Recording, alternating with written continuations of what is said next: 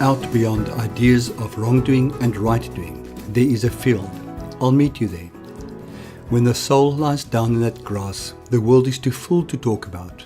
Ideas, language, even the phrase each other doesn't make sense. Hi everyone. Today I talked to my friend Fiona. We became friends about 5 years ago when she asked me to be one of her responsibility partners while she was working an intense program on a process addiction. When I asked her to come for a chat, she immediately agreed, but warned me that her concept of a higher power is fuzzy and that she does not actually know for herself what form it takes. That intrigued me even more because I found her to live a beautifully connected and committed life. I am excited to find more about her journey. Let's get to it then. Hello Fiona, how are you doing? Hi Freddie, I'm very well. I'm very glad to hear that. And you?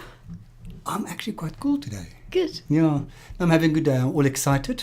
Some good things are happening today. The podcast is going live. I wrote a blog for that, so that's nice as well. Yeah. So that's all cool. Thank you so much for coming through. I realized that you came all the way from Cape Town to just do this. I really appreciate it. At least we scored a nice lunch out of it. That was delicious. It was quite good, wasn't it? Yes, very, very good. I'm really glad we went to check out that place. Fiona, tell me, I've known you now for what, 5 years, 6 years? About that, yeah. Somewhere around there. Yeah.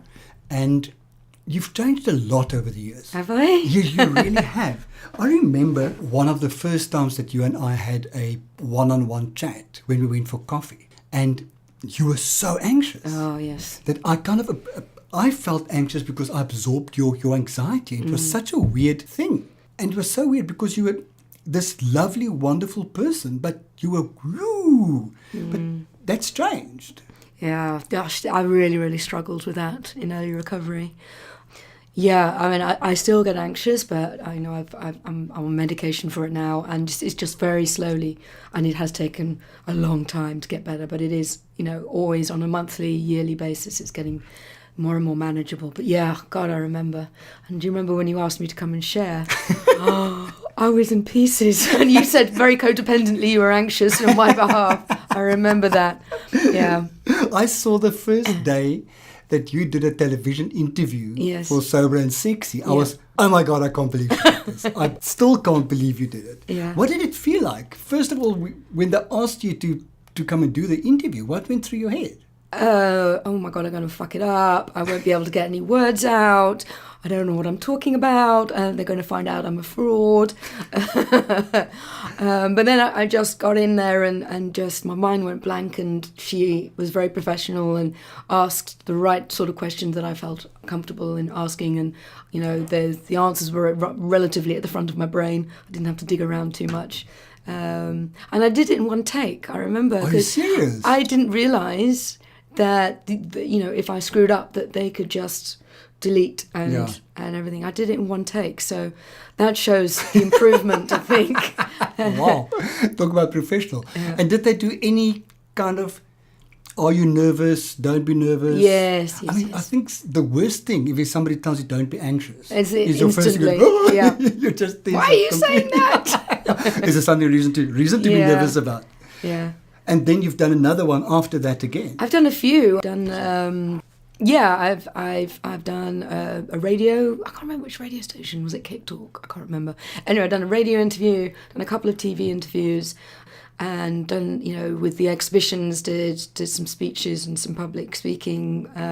Been asked to do a few different events. So yeah, that's all helped and pushed me out of my comfort zone to get over my anxiety.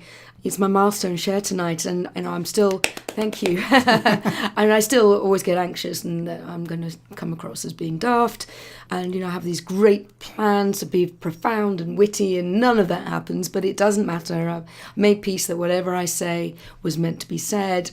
I say a little prayer beforehand to try and, to make sense to everyone, and I'm just a little bit more relaxed about it, and I don't beat myself up as much anymore. Yeah. But yeah, you're right. I am much improved, thankfully. It's amazing. It really is. Who do you pray to? I don't really know. Whatever. Yeah. Whatever's out there. It is a higher, I do have a higher power, but I haven't really defined what that is yet.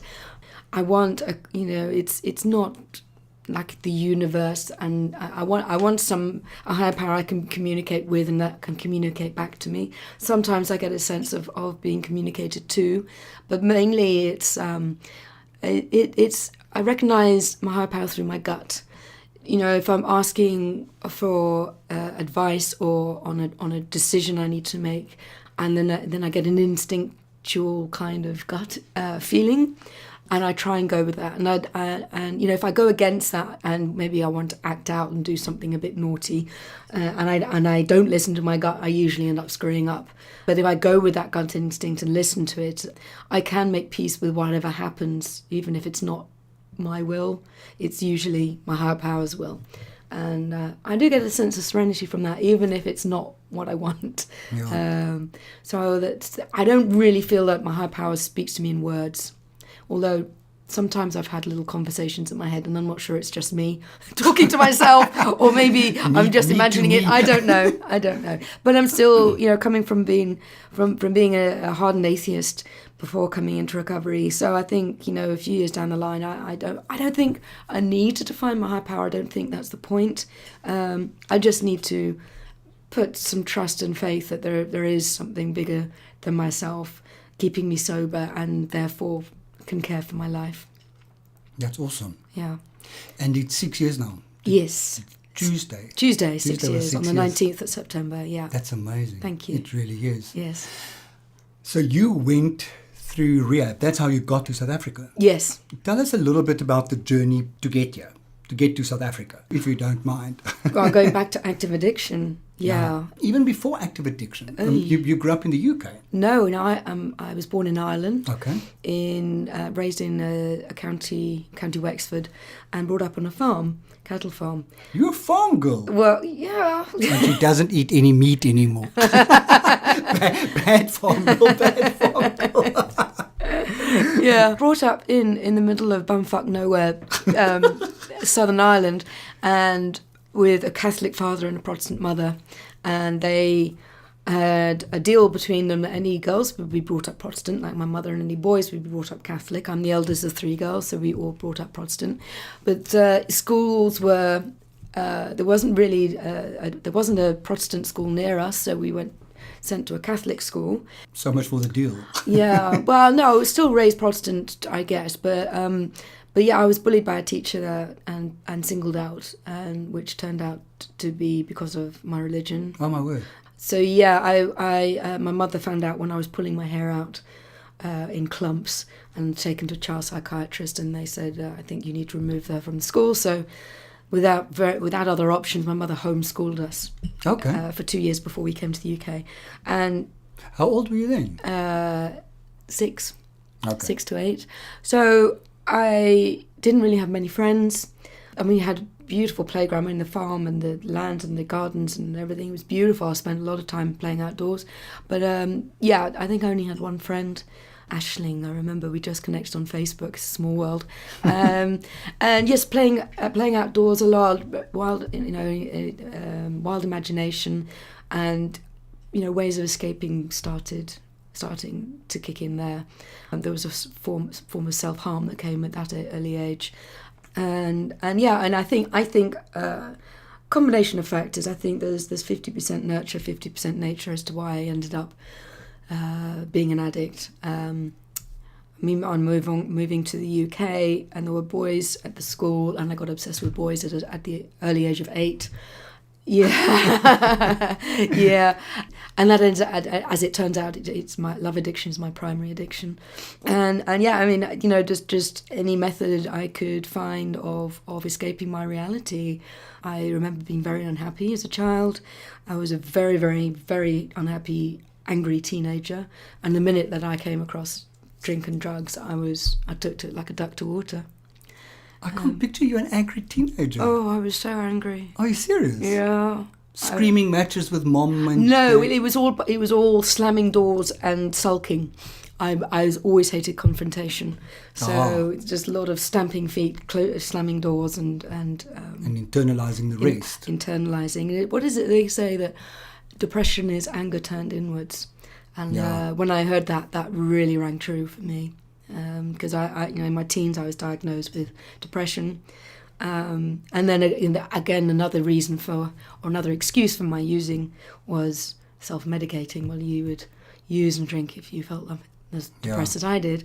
Obviously, now looking back, it it exacerbated the depression 100-fold. But and then it was just a steady decline into harder drugs. The drinking was constant, and then the toxic, abusive relationships with men who are addicts as well. Okay. Sick attracts sick, as I've come to understand. And then, my adult life has been miserable in active addiction, utterly depressed, isolated, lonely. And I think it's the loneliness that has always been prevalent from very young, as in not having many friends. Growing up in Ireland and then finding it difficult to connect with kids my own age when I moved to the UK, and then it was the drink and drugs that made me feel connected, even though it was a lie. It was false. That's why I chased that so much. It was I deeply wanted to be connected, and I never felt connected. So that's it. Just what it went from bad to worse, and then. It was ultimately, there was one drug that brought me to my knees very, very fast. And then, I finally admitted that I needed help, and then ended up in rehab. In South Africa? In South Africa. How did that happen? I was sent to a rehab, very expensive rehab in the UK, that my aunt had very kindly paid for, and I ran away after 4 days. Are you serious? I didn't know that. Yeah. Well, I wasn't ready. And on the RFT, refuse. No, refuse hospital. RHT, refuse hospital treatment. Yeah. And on the I wasn't ready, and I thought I was in there for a 4-day detox, and then they told me I was in there for 28 days, and I wasn't happy about that. And then on the 4th day, they gave me the wrong medication for my withdrawals, and I had an incredible withdrawal / panic attack, and I said, "Fuck this, I'm leaving," and I literally ran out the door. And then my mother came and picked me up 2 days later and said, "Who are you kidding? You still need help." And they said, I went to go and see a referral agent, and they said, "Well, look, if you don't want this, if you want to try somewhere different, why don't you try in South Africa?" And it's a lot cheaper. And I think my mother thought, well, if she ran away, where's she going to run away to if I was in South Africa? So it was a bit safer. So that happened. That was December 2010. Okay. I remember it very clearly. Fantastic. So Christmas in rehab. Mm-hmm. Yeah, that was miserable. But at least I was clean. Yeah, I know what that feels like. Yeah. I actually enjoyed it. I hate Christmas. Yeah. So not having to be part of all that stuff suited me perfectly. Yeah. You mentioned love addiction. Yes. You do SLA. I do SLA. I used to do the Love Addicts meeting closed down, and I took all the preambles and the kit, and I reopened it up in southern suburbs to be near the treatment centres, and I set it up, and then it's just running very well now. Oh, fantastic. I just handed it over because I was very coder to begin with. Everything had to be just so, and then I just took a step back and said, right, I'm going to let it run wild. Let it carry on, and it doesn't. It's fine. I don't need to control it. So I go to SLA. It's quite an exercise in trust, I suppose, to hand over a meeting that one started. Yes, yes. To accept that I'm not it. I'm not the meeting. Yeah, it took me a while to take a step back. No, that it's going to collapse and they're all going to get it wrong. I'm very coder like that. No one can do it as well as I can. Yeah. Have you ever attended coder meetings? Yes. Is it? Yes. I am very coder. I don't like the meetings. I haven't met one coder person who said they enjoy coder meetings. Yeah. But I deal with my coder through my love addiction and working the steps in general. Love addiction and coder are very closely I think all addicts have something. Oh, show me an addict who isn't codependent. Yeah. No, definitely. I think that we can just throw that as part and parcel of the whole package. Yeah. Tell me, okay, so you came into South Africa, so that was in 2010. We're now in September 2017 and you're still here. Mm-hmm. What made that happen? In the early years, I never actually said, right, I'm going to make this my new home. It was just, okay, I'm going to stay a few more months. Because when I left treatment, I had counsellors, I was going to meetings, I had other therapies that were going on that would have been very expensive in the UK. And just because I had got clean didn't mean, even then I knew that I still needed a lot of work. So yeah, I just ended up, staying from month to month, saying, okay, I'm going to stay a little longer. And I'm not quite sure at what point I decided, right, I'm going to make this my home. It just happened. And, the thought of going back to the UK filled me with horror, because there were lots of triggers. It's still lots of resentment towards my family, and all my friends back in the UK, and friends in inverted commas, were using friends. And I didn't know how I was going to survive in the UK. So it wasn't just that Cape Town was a clean slate for me. It was just that I didn't want to go back to the UK. And then, I think maybe 3 years down the line, I kind of thought, I think actually I want to stay here for good. You're like a one-night stand gone wrong. Yes, gone right, I think. Okay, next morning you can go now. 7 years later, oh my God, you're still here. Yeah. So you grew up religiously. I was very religious as a child, prayed a lot. And then I've heard this a lot in recovery, that, I felt forsaken when I started, especially in my teens. I was so unhappy, frustrated, angry at the world. I thought, how can there be a God if there's so much suffering in the world, but mainly if I'm suffering so much, how can there be a God? And so I kind of went the other way, I became an atheist. Okay. And coming into treatment, and you read the steps? Yeah. Yeah, I was kicking and screaming about the whole God word, and scribbling in the AA big book, this is nonsense. Are you serious? Yeah, seriously. I look back I look back and do some readings, and there's still scribbles saying this is bollocks. I love the notes in my material to see where I was a few years ago. Yes.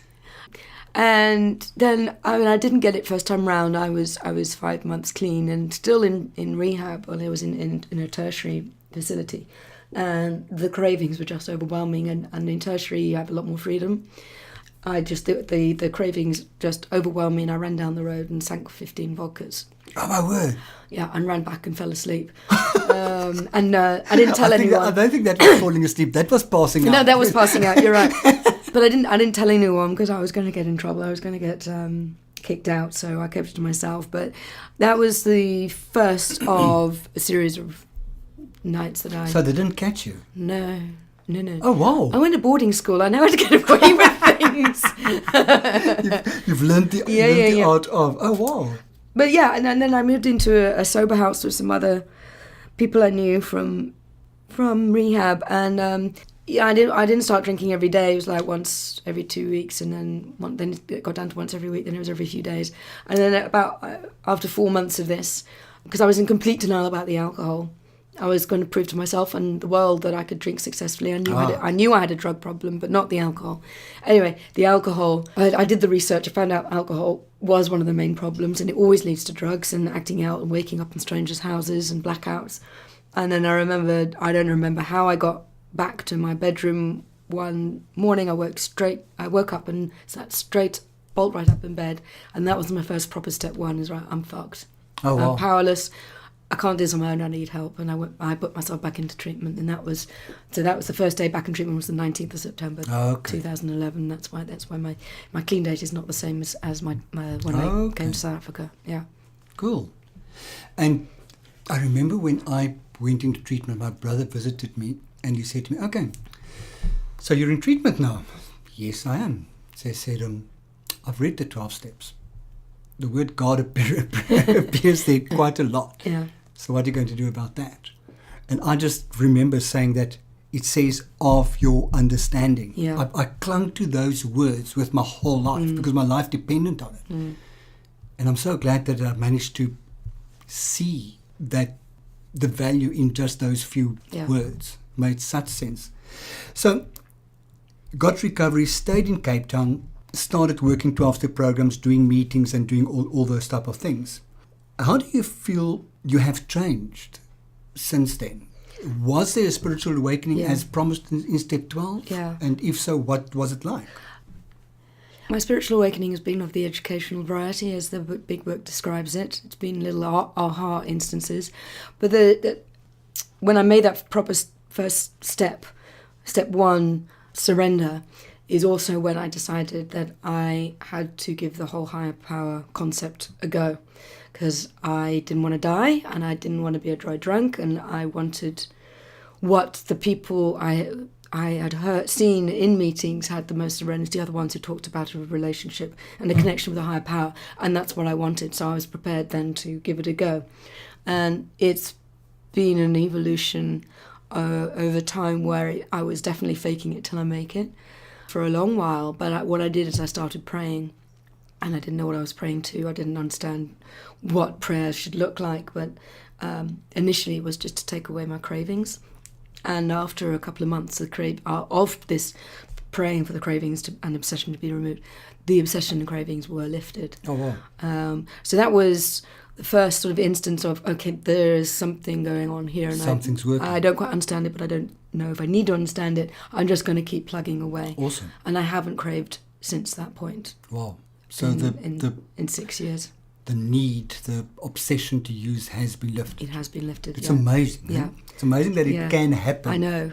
So there is definitely something there, and sometimes I feel, again, forsaken, as I've struggled a lot, as you've known, as you've witnessed, the anxiety and depression was pretty bad in early recovery. But I didn't crave. I stuck to the program. I prayed. I did all the suggested things, and I got through it without craving, and I think that in itself is another miracle. And I think then when I started to heal with the anxiety and depression, which took several years, then I started to see some of the AA promises being realised.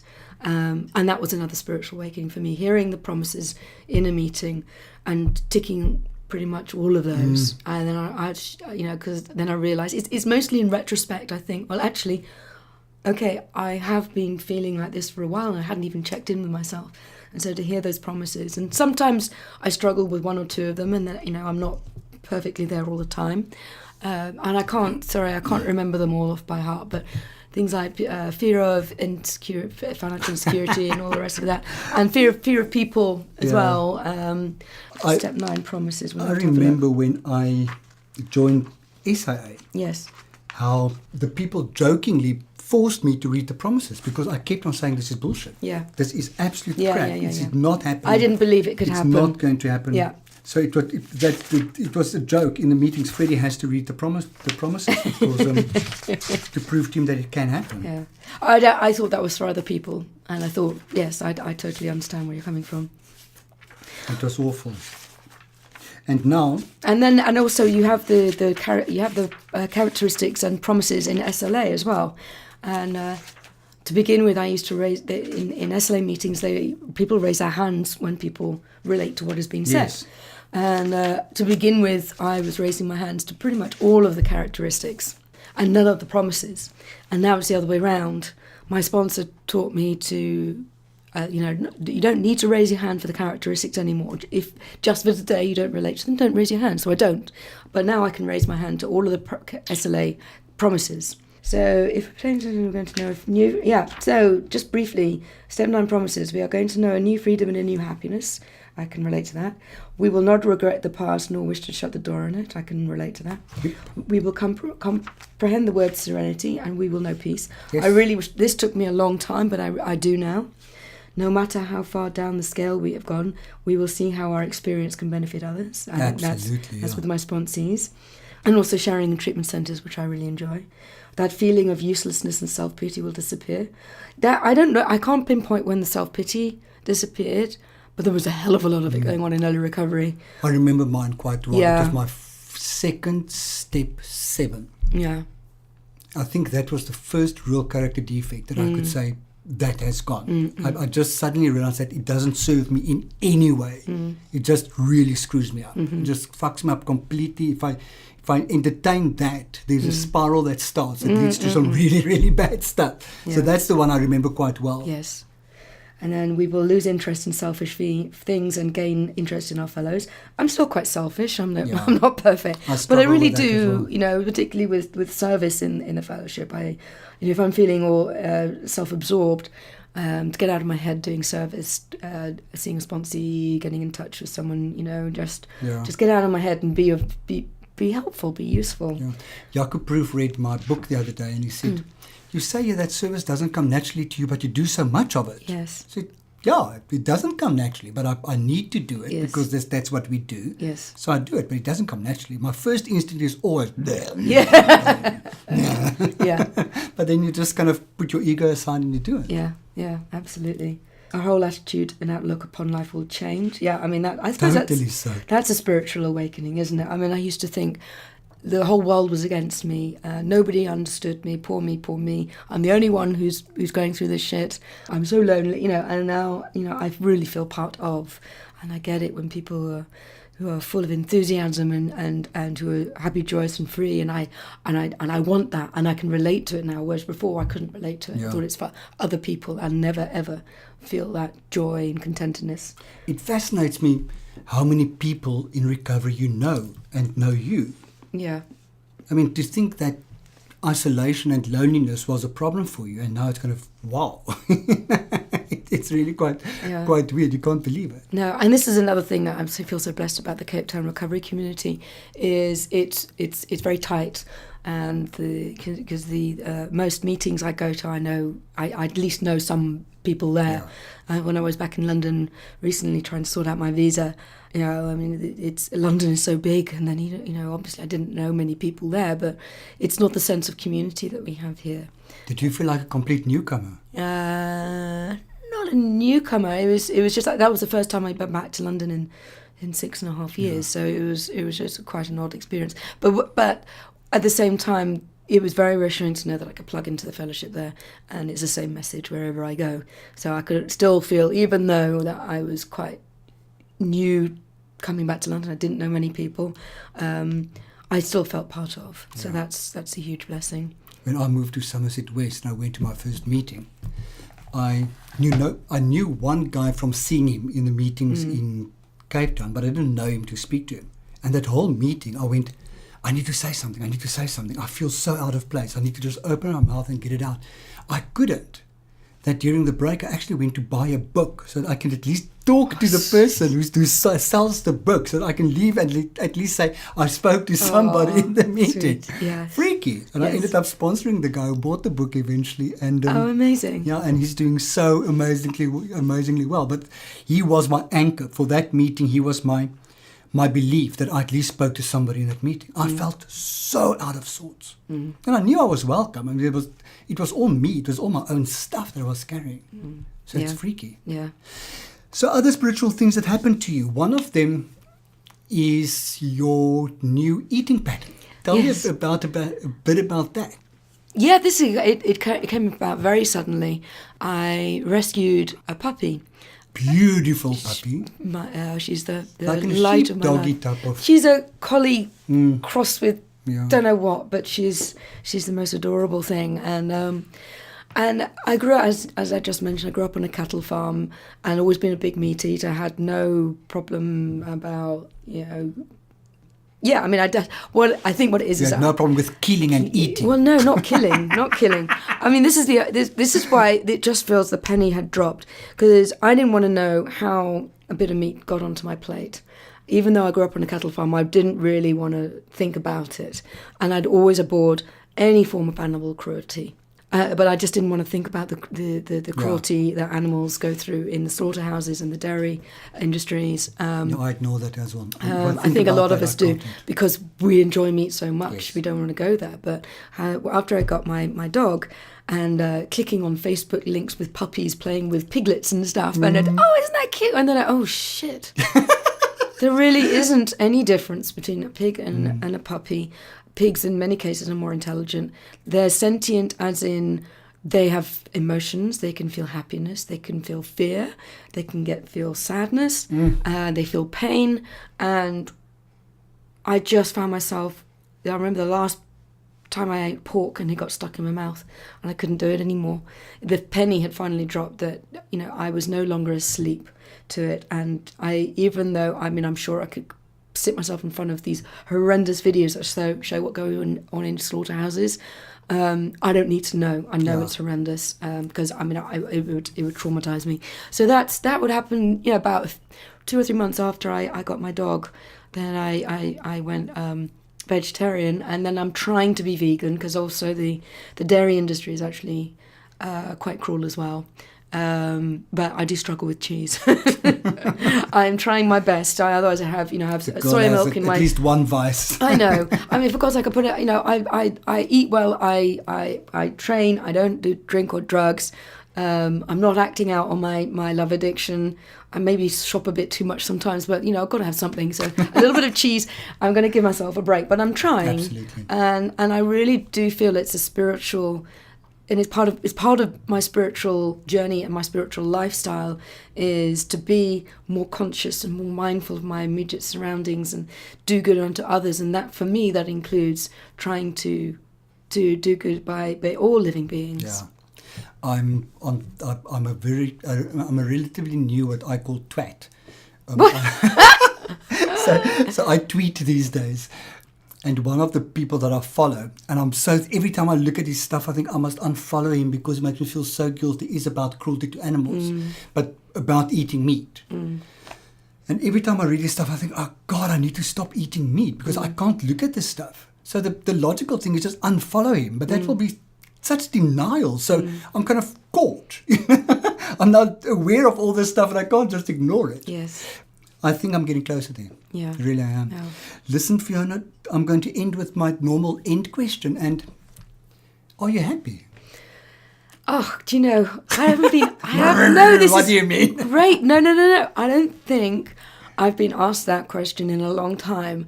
But I am very, very, very thrilled to answer that I am. Oh, cool. And I think this right now is the best space I've been ever in my entire life. And I've had moments and pockets of happiness and contentedness, and I don't expect this happiness to last. I think fulfillment is, being content and being at peace with myself. I think serenity is more important than happiness. But right now, I'm really, really happy, and I'm so grateful. I've hit my 6-year milestone, knowing now that I can stay in Cape Town, which is where my home is. Yes, that was very touch and go for a while. And I'm happy in my own skin. I'm single, which I have been for a while, but yes. Men out there, yeah. She's single.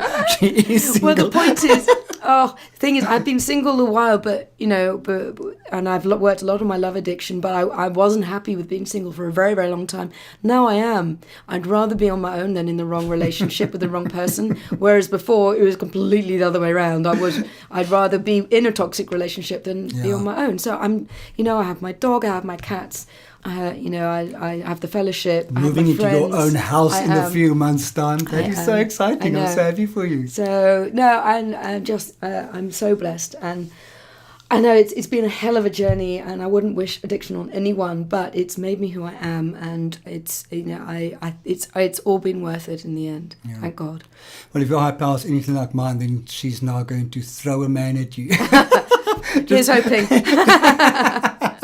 Fiona, thank you so much for coming. I really appreciate it. It was a lovely chat. I've been keeping my eye on the clock. I know you've got a sponsee later on, so let's get you home. Thank you very so much, Look Freddie. after yourself. Thanks. Bye-bye.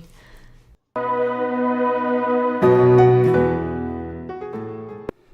I'm grateful to Fiona for spending this time with me. I love how she embraces the principles of the recovery program and allowed these to guide her journey. She has truly come a long way in the past 6 years. I am very excited for her, for what the future holds and how she will grow into it. I wish her all of the best and hope to catch up with her at a later stage again. Thank you for listening. Well guys, this is it for this episode. Hope you enjoyed it and got something out of it. If you want to know more about what I do, please feel free to connect with me on my website, which is www.freddie.org.za, or find me on Facebook at www.facebook.com/freddie.org.za, or on Twitter at @RensburgFreddie. Remember that Freddie is always spelled with an IE at the end. Be safe.